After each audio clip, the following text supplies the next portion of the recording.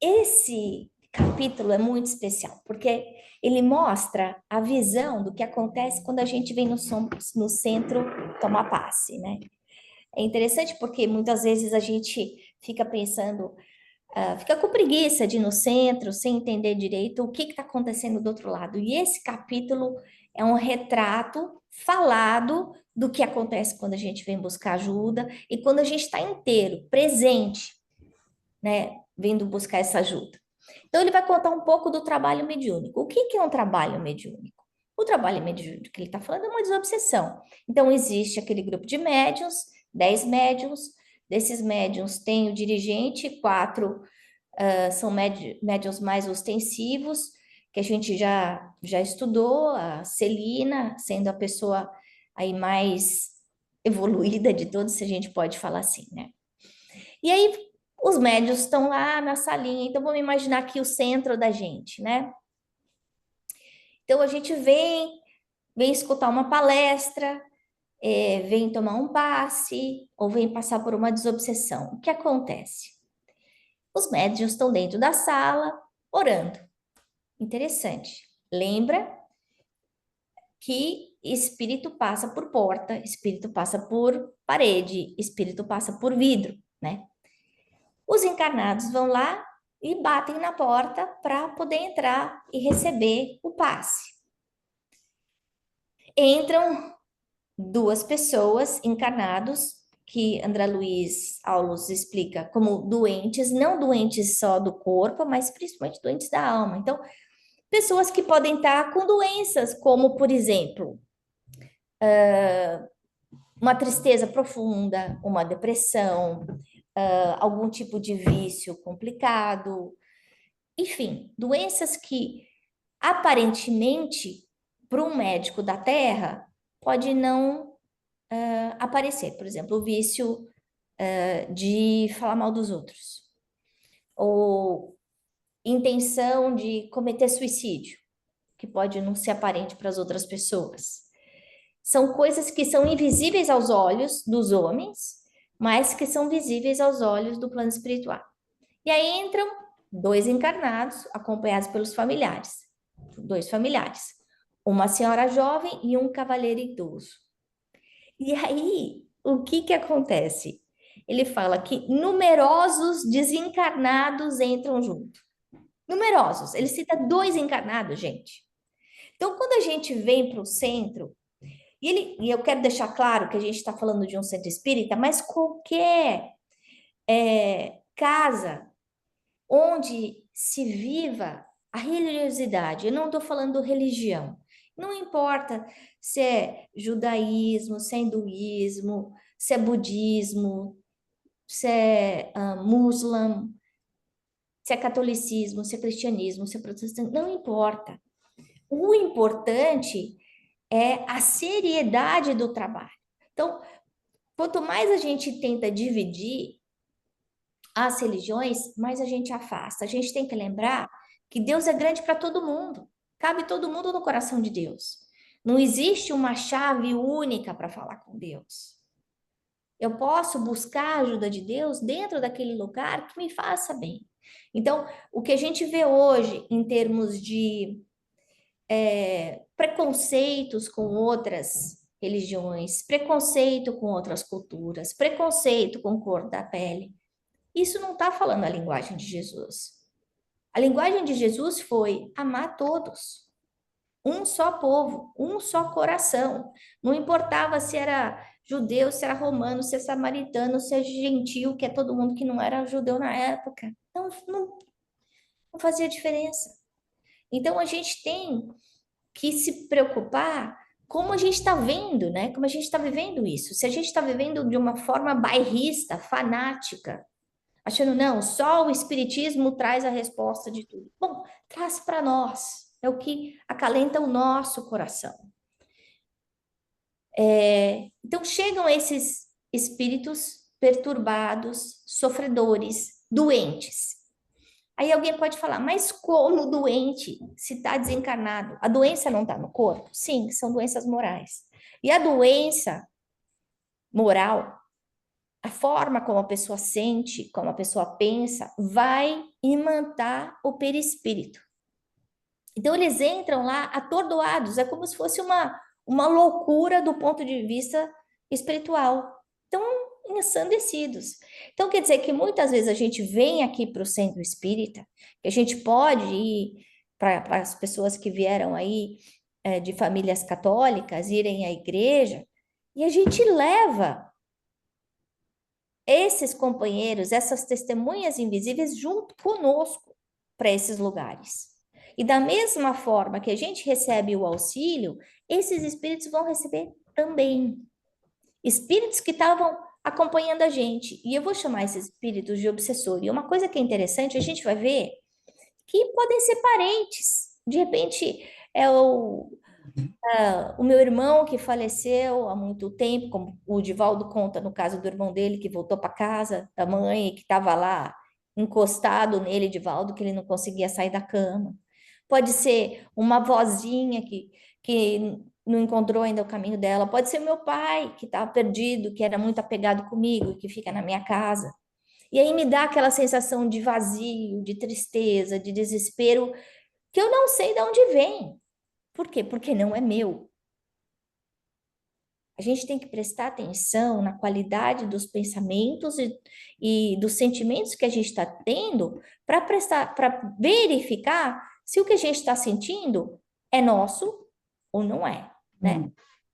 Outra coisa interessante é que esses espíritos, claramente necessitados de ajuda, de esclarecimento, de suporte, de amor, ficam constrangidos, não chegam perto dos espíritos mais evoluídos, né? Olha só que coisa interessante. Mas da mesma forma que a gente poderia se sentir constrangido se tivesse perto de alguém de um gabarito muito mais alto do que nós, eles têm consciência da sua pequenez. Eles têm consciência da sua culpa. É essa culpa, esse sentimento de eu fiz coisa errada, que faz com que eles não tenham coragem de chegar perto. Então, eles estão chegando, né? Tudo borbulhando, falando palavras sem sentido, aglomerados lá perto dos encarnados, eles como que são puxados como por um imã para aquelas pessoas que estão fazendo prece, como e André Luiz fala, como mariposas rodeando a luz, mariposas inconscientes, eles não têm consciência do poder da prece. O médium que está rezando, que está em prece, não tem consciência que ele está ajudando, já está acalmando esses espíritos que estão chegando. Então, quando a gente fala, para quando chegar no centro, para a gente não ficar falando de bobagem, todo mundo está com saudade, todo mundo está com vontade de fofocar, mas muitas vezes o ambiente já está preparado, né, para receber a gente encarnado e receber os desencarnados. E se a gente fica em prece, a gente já começa a ajudar esses desencarnados. E a gente ajudando os desencarnados, a gente vai estar ajudando a gente, né?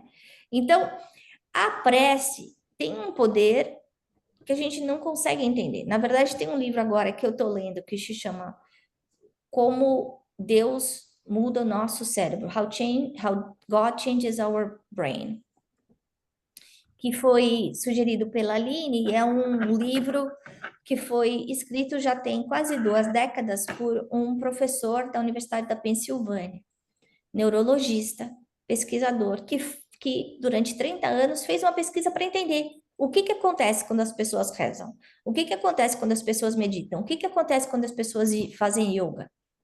Por que que tem mais eficácia do que tomar um remédio para depressão?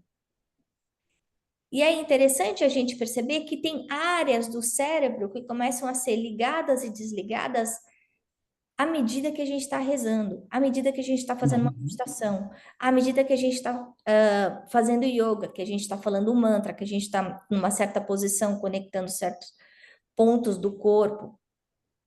Então, quando a gente está fazendo uma prece de coração, sem pensar em fala complicada, prece longa, isso tudo não é o que importa. O que importa é o sentimento que eu estou colocando. Eu estou ali e estou entregue.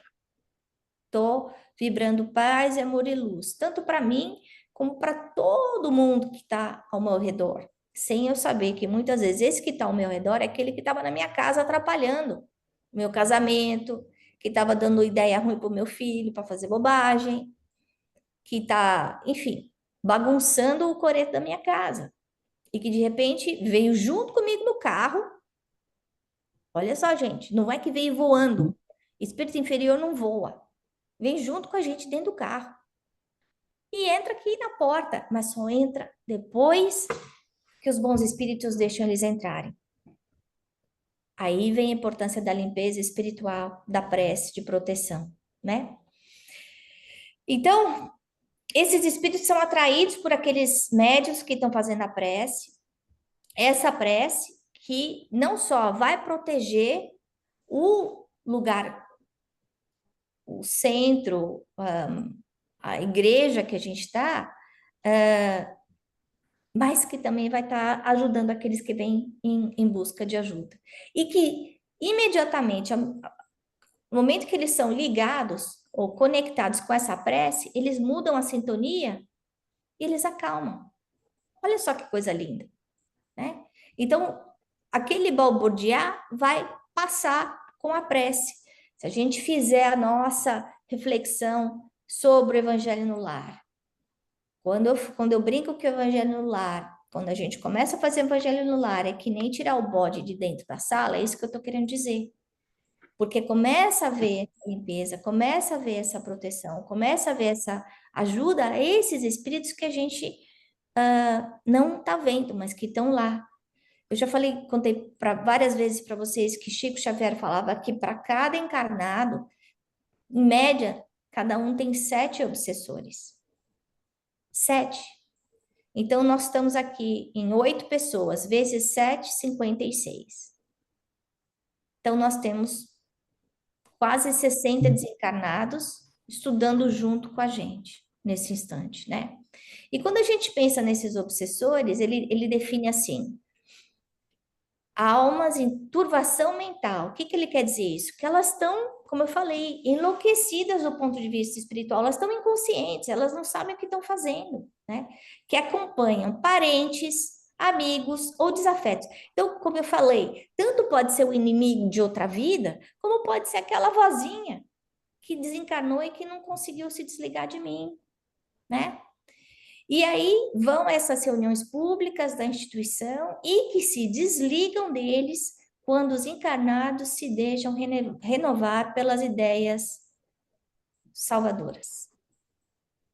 Então a gente tem que lembrar que esses espíritos necessitados, eles nos acompanham o tempo inteiro. Poxa, mas como assim? Quer dizer que eu vou no supermercado e ele vai junto?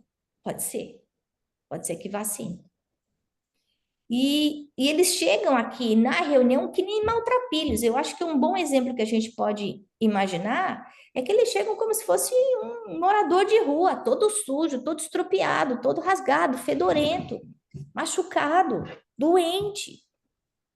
E aí, à medida que a gente vai renovando o nosso pensamento, a nossa atitude, através da reforma íntima, porque não basta eu vir aqui no centro, gente. Não basta eu ser papapá. Se eu venho aqui, tomo passo toda quinta-feira. Isso não é suficiente se os ensinamentos de Jesus não entrarem dentro de mim. Não pode ser só daqui para lá. Tem que ser de fora para dentro, não só de dentro para fora. Dos dois lados, né? Então, à medida que a gente vai se transformando, a gente vê que essa afinidade que tinha não acontece mais, né? Ou às vezes com o obsessor pode perceber, poxa vida, a Ana mudou. A Lúcia não é mais a mesma de 100 anos atrás, quando ela botou fogo na minha casa.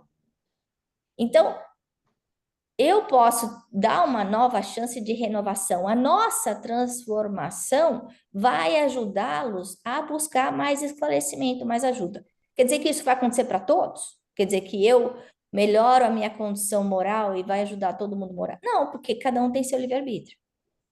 Da mesma forma que nem todo mundo faz o mesmo caminho para casa, desde que fosse o mesmo destino, a gente podia escolher diferentes caminhos, os obsessores também, né? Mas Quando a gente está se transformando, quando a gente faz essa prece pelos desencarnados, a gente está fazendo caridade por aqueles que nos odeiam. São aqueles a quem nós fizemos o mal no passado, né? Ou pode ser aquele parente que simplesmente não conseguiu entender o que aconteceu depois da morte, né? E está aí convivendo com a gente, e está aí atrasando o seu crescimento espiritual e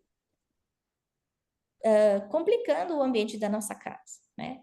Então, eles tanto podem despertar conscientemente, né, e buscar ajuda, porque eles estão aqui com a gente, a ajuda está aqui.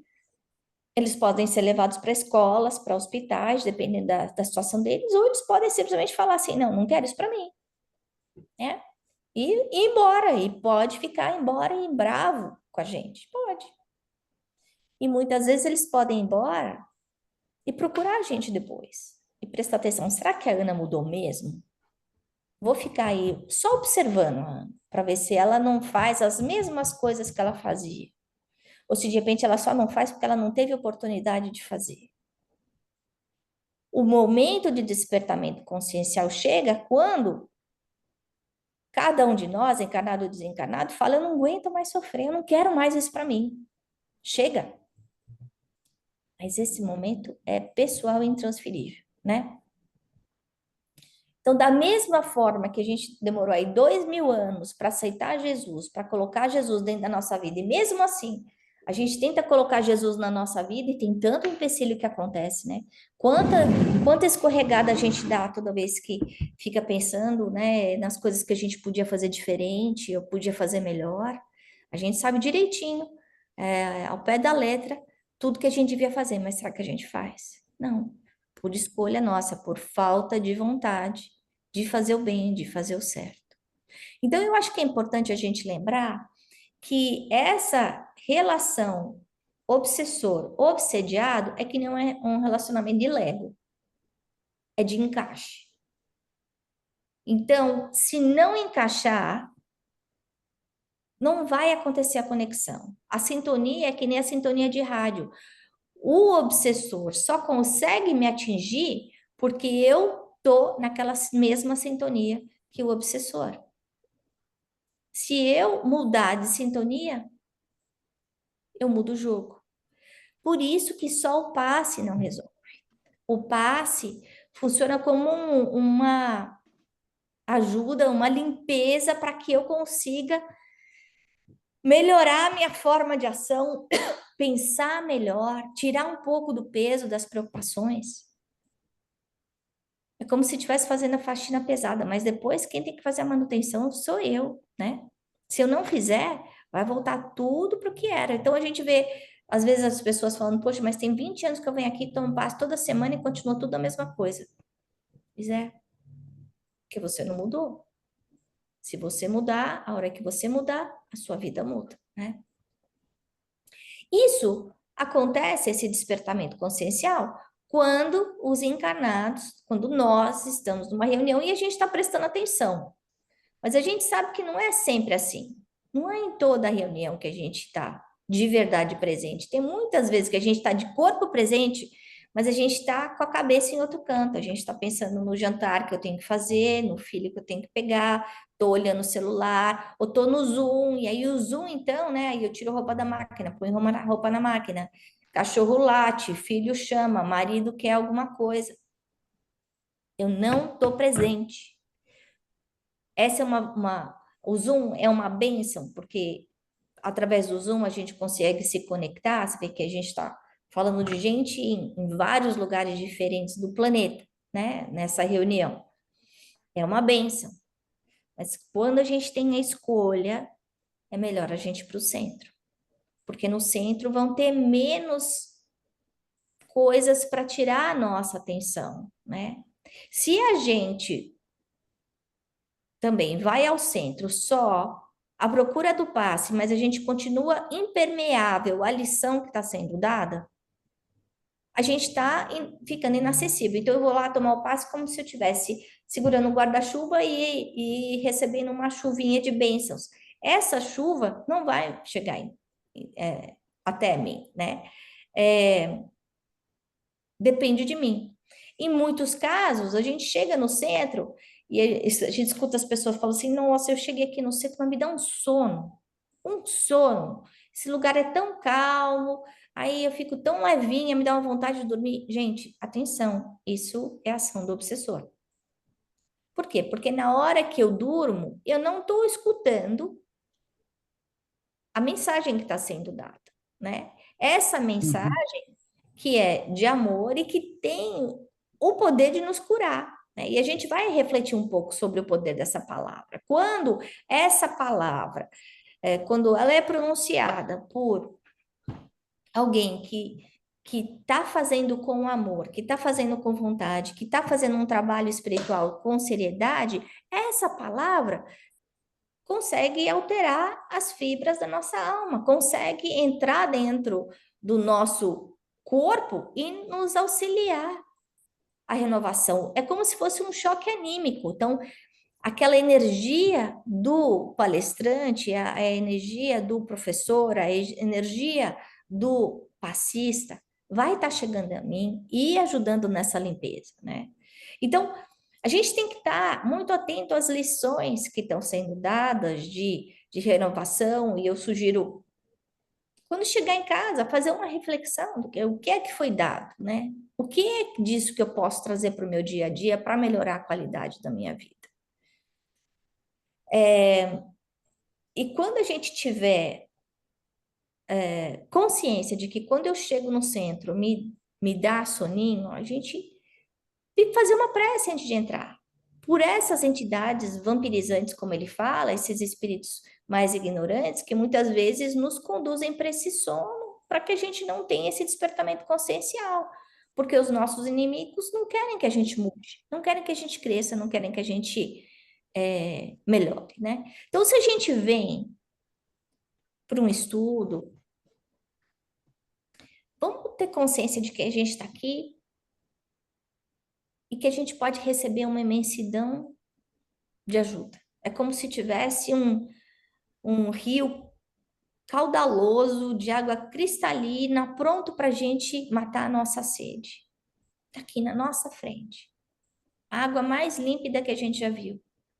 Mas cada um de nós pode buscar aquela água ou com um copinho, ou com uma garrafa, ou com um baldinho, ou com um caminhão-pipa. Ou a gente pode, inclusive, fazer uma represa e levar essa água para a gente. A água está ali. Quanto a gente vai levar, aí vai depender da, da nossa vontade, né? André Luiz usa a comparação de que muitos de nós chegamos no centro como urnas fechadas. Olha só que coisa assustadora isso, né? Então a gente entra e sai do mesmo jeito, sem modificação nenhuma, sem se preocupar realmente numa transformação moral, sem a consciência de que a gente está recebendo uma bênção, que para muitos, se a gente fosse colocar um preço, como é que a gente coloca um preço desse, gente? Como é que a gente coloca um valor de um inimigo perdoar a gente por coisas que a gente fez no passado? Ou a gente melhorar de uma depressão profunda? Ou a gente começar a não ver todos os problemas do mundo e olhar a vida com mais otimismo, com mais alegria? Como é que se coloca preço numa coisa dessa? E muitas vezes a gente take for granted. A gente não aproveita essa oportunidade, né? Então, eu acho que esse é o momento em que, se a gente tivesse um psicoscópio hoje, para olhar nós mesmos, e quando eu fiz esse slide, eu estava pensando, ai meu Deus, né? O que será que os espíritos pensam de mim, né? Como é que a gente está participando desses estudos?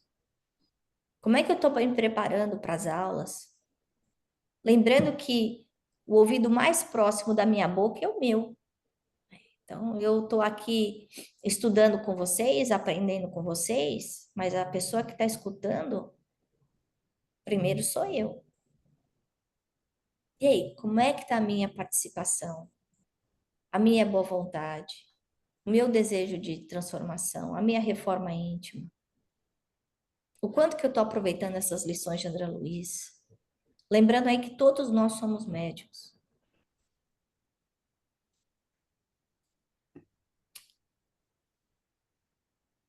Outra coisa, hoje de manhã, no estudo do livro dos médiuns, a gente estava no item 46, em que Kardec nos fala que nessa comunicação entre os dois mundos, que há homens, né? Homens no sentido de humanidade, muito maus, que pelo simples fato de morrerem não se tornam bons imediatamente. Então a gente sabe disso. A gente morre do jeito que a gente é, gente. Se eu sou egoísta, prepotente, arrogante, apegada a todas as minhas coisas materiais da minha casa, da minha vida, adivinha o que vai acontecer quando eu morrer? Eu vou virar anjo?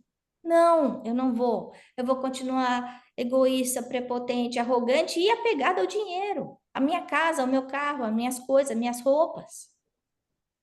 Então, a morte não vai me transformar. E a comunicação que acontece entre os dois mundos acontece entre com espíritos bons e com espíritos ignorantes. Não é só anjo que fala com a gente, que manda mensagem. Não, obsessor também.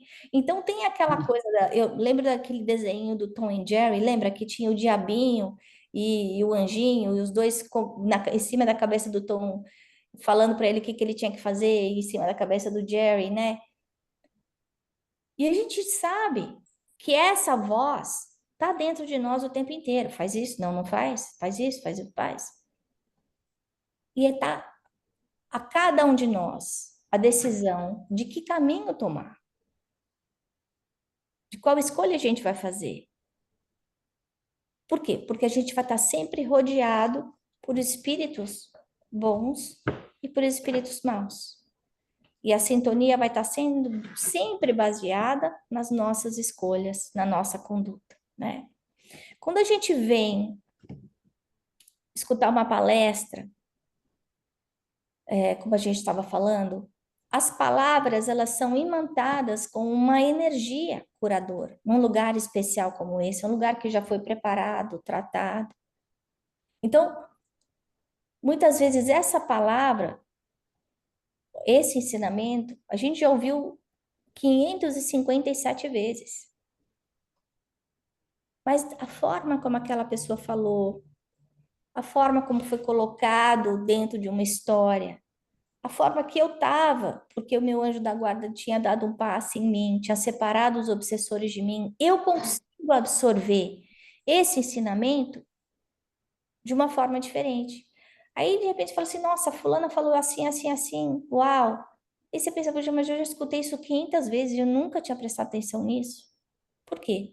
Porque é um momento diferente, né? É uma hora diferente. Então, o papel de cada um de nós, como palestrante, como dialogador, médium, é muito importante, porque a gente pode fazer com que essas tomadas mentais negativas sejam desligadas entre o obsediado e o obsessor,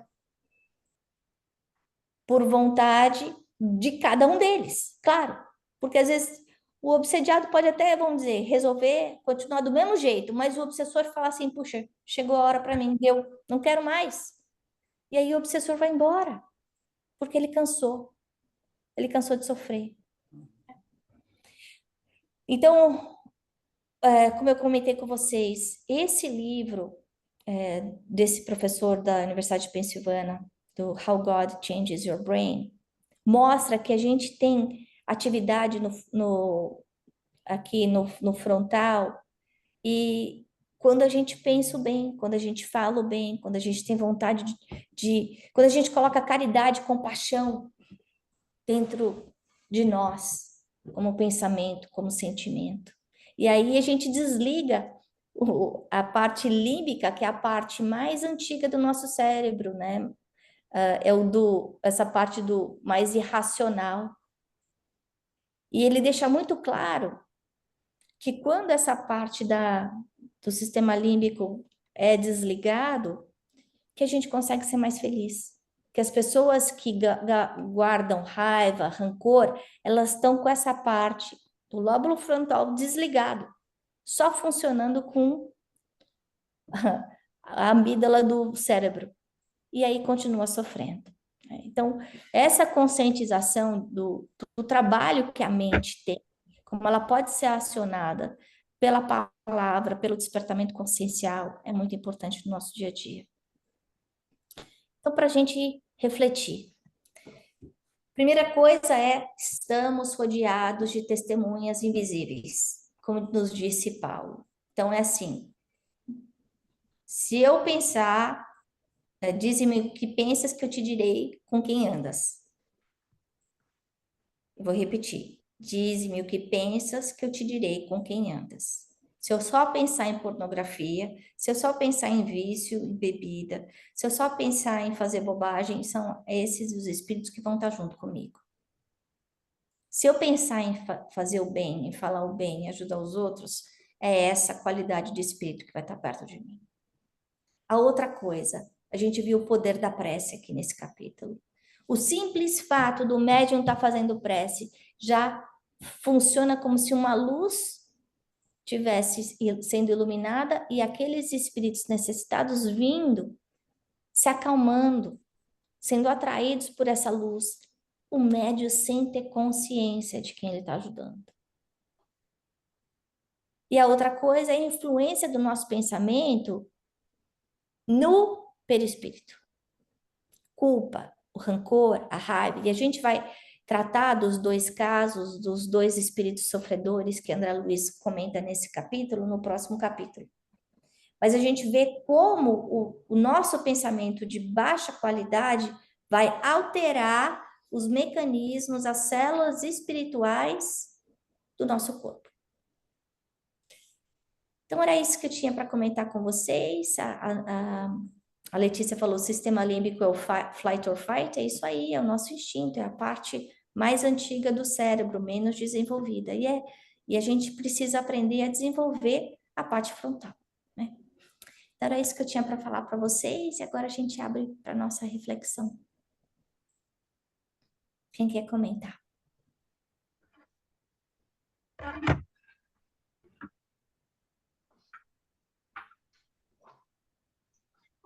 Oi, Rosaura.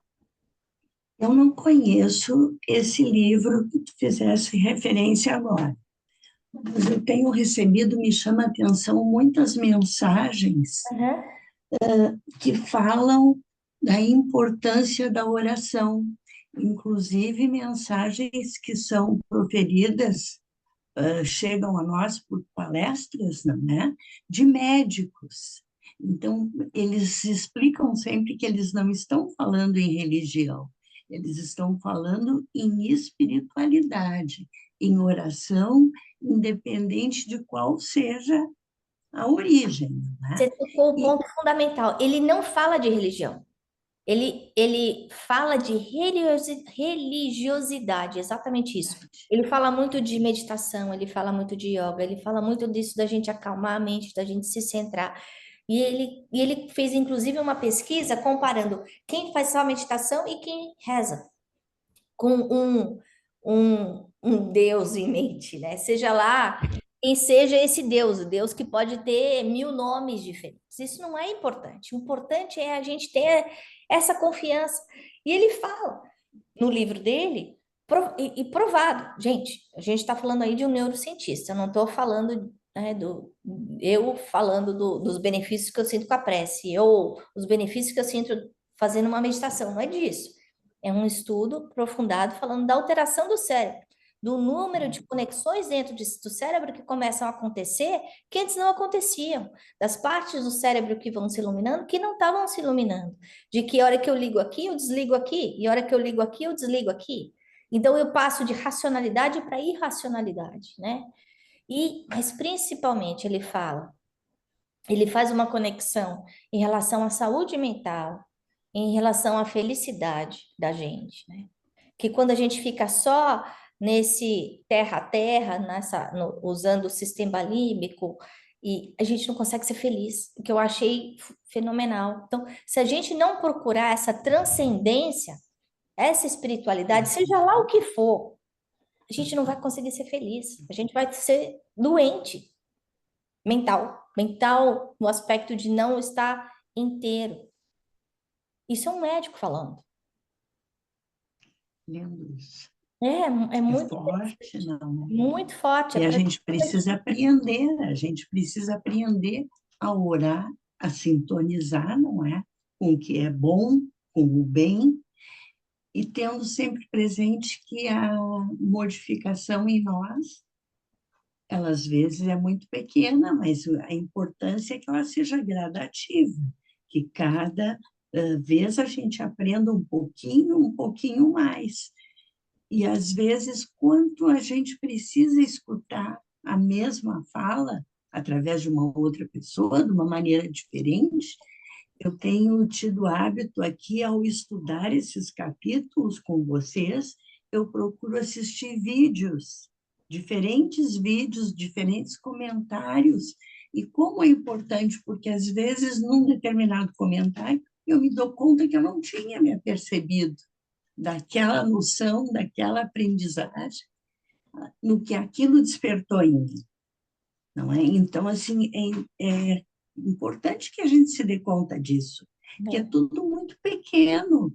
As aprendizagens são pequenas, elas são gradativas e elas vão acontecendo nas diferentes etapas da vida da gente. Uhum. Então, é só assim que a gente consegue modificar, porque é difícil, não é? Como é difícil a gente modificar e afastar aqueles pensamentos que vão surgindo e que não são bons pensamentos. E todos nós, eu acredito, somos assediados por isso. Então, tudo é aprendizagem, não é? Eu acho que a gente, quando se propõe a estudar, assim como a gente faz aqui, conduzidas pela Ana, é uma oportunidade maravilhosa para cada um de nós. E a gente já está iniciando, já está no caminho da nossa evolução, quando a gente se propõe, se abre para esses estudos, né? Vários estudos. É. Outro dia a Andrea estava falando para mim, né, que a gente já tinha falado de vir no centro N vezes, né, e que de repente chegou a hora, né.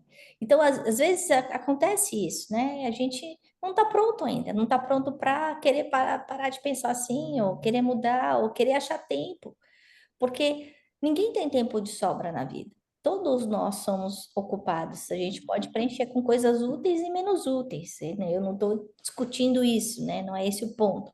O ponto é que quantos de nós não conseguem achar meia hora para a gente fazer essa reflexão de espiritualidade? Aí a gente se debate se defronta com um livro como esse que eu estou lendo agora, e o cara prova que se você fizer 20 minutos de meditação por dia durante 3 semanas, você transformou o seu cérebro. Então, então a gente fica pensando, a gente fica parecendo aquele ratinho que fica andando, né, na rodinha, na rodinha, na rodinha, reclamando, reclamando, reclamando, sim, achando que as coisas vão mudar quando a gente está fazendo as mesmas coisas, os resultados vão continuar sendo os mesmos. Enquanto a gente não mudar, os resultados não vão mudar, né? Mas para cada um tem uma hora, né?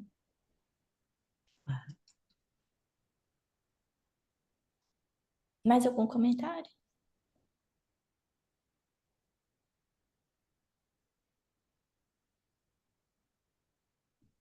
Gente, a importância do evangelho no lar, lembrar que esses espíritos estão dentro de casa. Estão muitas vezes dormindo na cama com a gente, que a gente pensa, ai meu Deus, então, André Luiz conta isso. Então, o que a gente vai fazer com essa informação agora? Fala, mamãe. Duas coisas, duas observações ligeiras. Primeiro, em relação ao livro que você acabou de citar. Nós temos visto no mundo moderno, atualmente, muitos trabalhos de alto nível nessa abordagem não oficial de religião ou religiosidade.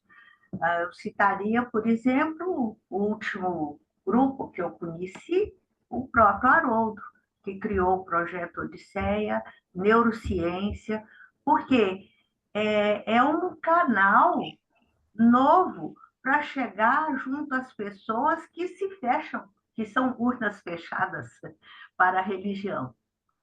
Falou que é religião, eles não querem ver. Falou que é neurociência, eles vão. E o que ensinam é sempre a mesma coisa: pensamento positivo, paciência, resignação, etc. Né? Bom, então, a gente entende a importância desse tipo de leitura. Mas quando nós estudamos a doutrina, como nós estamos estudando, Livro dos Médiuns, André Luiz, Emmanuel, esses conceitos aparentemente modernos, novos, já nos foram trazidos por Kardec há 200 anos atrás. Né? Bom, e com relação à nossa reflexão do domínios da mediunidade, eu queria contar para vocês que de todas as colocações feitas, a que mexeu mais comigo foi a conclusão óbvia de que a morte não transforma ninguém. A gente é aqui, bom ou mal, a gente é no plano espiritual, bom ou mal. Então, nós precisamos estar atentos, vigiando bem a nossa vida, a nossa conduta no sentido de sentimentos, pensamentos, palavras e atos. Porque ninguém constrói uma casa começando pelo telhado. Tem que ser feito primeiro o alicerce, para depois levantar a parede, para depois colocar o telhado. Né? Então, se a gente quer construir uma bela morada espiritual, ter uma boa posição no mundo espiritual, nós precisamos começar pela base.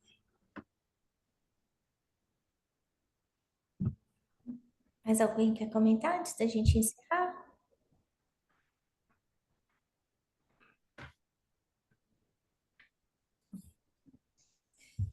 Vamos assim, agradecendo aos mentores aqui presentes, pedindo que a equipe de André Luiz, de Emmanuel, possa cuidar de todos os espíritos, todos esses 56 espíritos que foram trazidos pela nossa companhia para esse estudo, que eles possam ser cuidados, auxiliados no seu despertamento consciencial, assim como nós. Que nós possamos refletir antes de dormir,